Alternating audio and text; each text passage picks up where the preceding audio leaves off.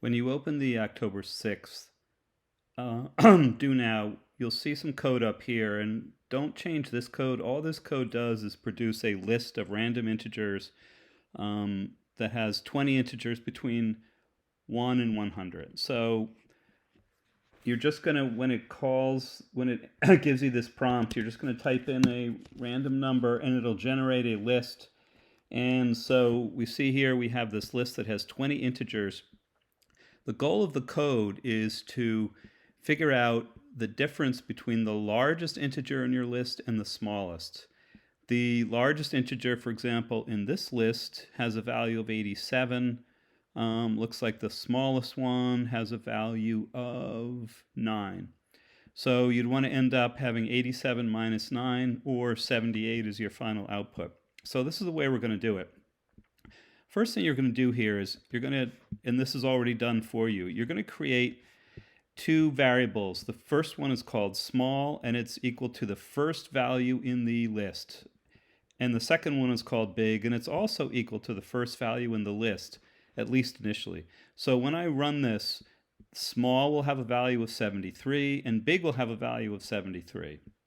Okay, so then we're going to loop through the list here, and we're going to say something like for, and we can call this whatever we want. So let's just say for n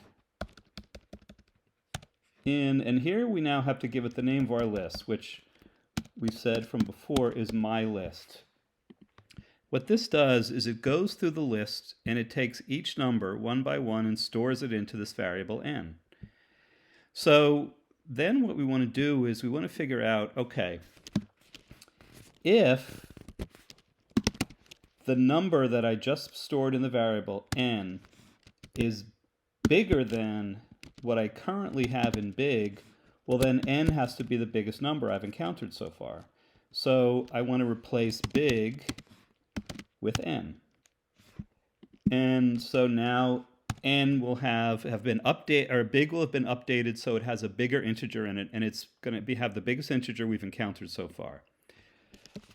On the other hand, if n is smaller than big, if n is smaller than small, then we want to update small, because that means that by doing this process, small, the variable, will end up with the smallest element in our list. So we would say small equals n.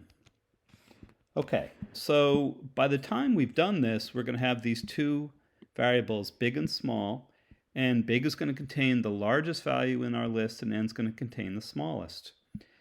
Then the last thing we want to do is we want to just print big minus small. And so if this is working the way it's supposed to work, when we run this, so let's try it out. We'll again enter the number 33, and we can see here that it printed out the number 78, because that's equal to our largest integer, 87, minus our smallest integer, 9.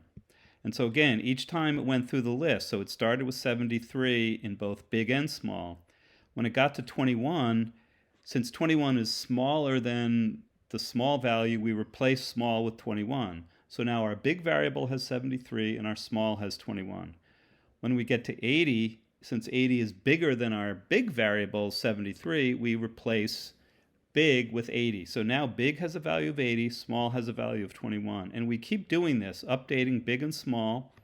And for a lot of these integers, it won't change at all, because it's not bigger than the big or smaller than the smallest.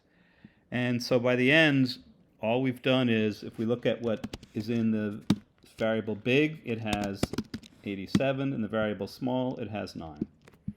Okay, when you're done, you want to run the tests and then submit.